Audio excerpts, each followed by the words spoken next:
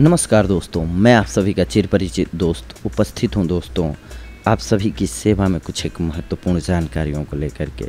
आज हम सभी हाइट इंक्रीज करने के बारे में बात करेंगे दोस्तों।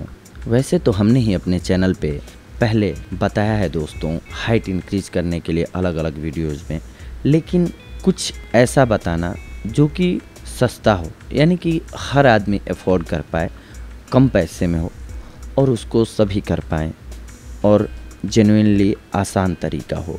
इसके लिए हम ये आज वीडियो लेकर के आए हैं दोस्तों।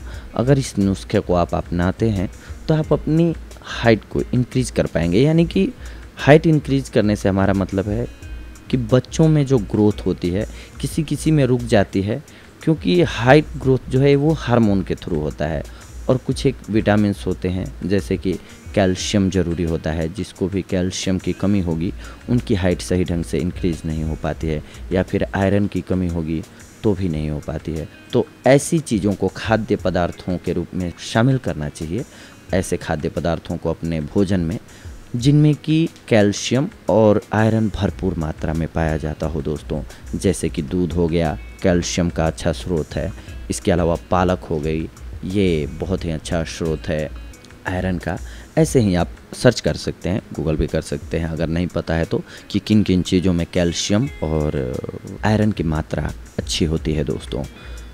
आइए आज हम जो आपको नुस्खा बताने वाले हैं उस पर ध्यान देते हैं कि आप कैसे अपनी हाइट को इंक्रीज़ कर सकते हैं अगर रुकी हुई है तो कुछ परसेंट तक। शरीर में कैल्शियम की कमी हो तो हाइट सही ढंग से नहीं बढ़ पाती है, ये हमने आपको अभी बताया दोस्तों। इसीलिए बच्चों को दूध ज़रूर पिलाएं, क्योंकि दूध एक अच्छा स्रोत है कैल्शियम का दोस्तों। नंबर 2, आयरन की कमी जो हमने आपको अभी बताया दोस्तों। आप देखते होंगे पहले ज़माने में क्या होता था कि लोग कढ़ाई जो रखते थे वो लोहे की रखते थे या फिर तवा लोहे का होता था। अब सारी चीज़ें नॉन स्टिक आने लगी हैं तो अलग अलग धातुओं की बन के आने लगी हैं, जिसकी वजह से पहले क्या होता था आयरन की आपूर्ति हो जाया करती थी हमारे शरीर में, पर ये भी अब पॉसिबल नहीं हो पा रहा है। इसीलिए आप साग सब्जियों का, हरी सब्जियों का उपयोग ज़्यादा करें दोस्तों तो बेहतर होगा। आइए आज मुख्यतः जो है हम कैल्शियम की कमी को हम बता चुके कि दूध से पूर्ति कर सकते हैं, पनीर से पूर्ति कर सकते हैं, लेकिन सबसे सस्ता उपाय क्या हो सकता है इस पे ध्यान देते हैं दोस्तों। चूना, आप जानते होंगे खाने वाला चूना। इस चूने को आपको क्या करना है कि हर रोज़ लेना है, लेकिन कैसे लेना है इस पे ध्यान देना है आपको। फॉर एग्जांपल आप दूध में या दही में या किसी भी खाद्य पदार्थ में, दाल में भी चूने को ले सकते हैं। दूध में लें तो ज़्यादा बेहतर होगा, या दही में भी आप ले सकते हैं क्योंकि डाइजेशन सिस्टम को भी दही ठीक करता है और चूने से आपको कैल्शियम मिल जाएगा। कैल्शियम के लिए आप करना क्या होगा कि चूना कैसे खाना है इस बात का ध्यान देना है, नहीं तो ये आपको फ़ायदे की जगह लॉस करेगा दोस्तों। एक चावल देखते हैं आप, चावल का एक दाना जितना बड़ा होता है ठीक उतना ही आप चूना लीजिए, हर रोज़ अपने भोजन में उसको डाल दीजिए। चाहे अपने सब्जी में डाल लीजिए या फिर आप दूध में डाल लीजिए या फिर दही में अच्छे से उसको मिक्स कर लीजिए। मिक्स करके फिर खाना खा लीजिए आराम से। अगर आप हर रोज़ इतना चूना खाते हैं, यानी कि आपको हमने बताया एक चावल के बराबर या एक गेहूं के बराबर, बस इतना ही खाना होता है दोस्तों। इतना खाते हैं तो आपकी हड्डियां मजबूत रहेंगी, आपके दांत भी मजबूत रहेंगे। इसके अलावा आपकी हाइट इंक्रीज होने में अगर कैल्शियम वजह बन रही है, रोक रही है, तो आपकी हाइट जो है वो बढ़ने लगेगी दोस्तों, इंक्रीज होने लगेगी। क्योंकि बहुत सारे बच्चों को देखा होगा आपने, आप एक वर्ड सुनते आ रहे होंगे कुपोषण। वही चीज़ है कि हाइट आपकी इंक्रीज़ नहीं हो पाती है उस कंडीशन में।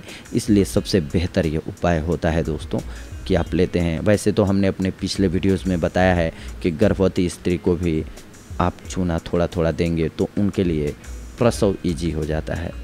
लेकिन आज का हमारा ये वीडियो जो है मुख्यतः हाइट इंक्रीज से रिलेटेड है दोस्तों।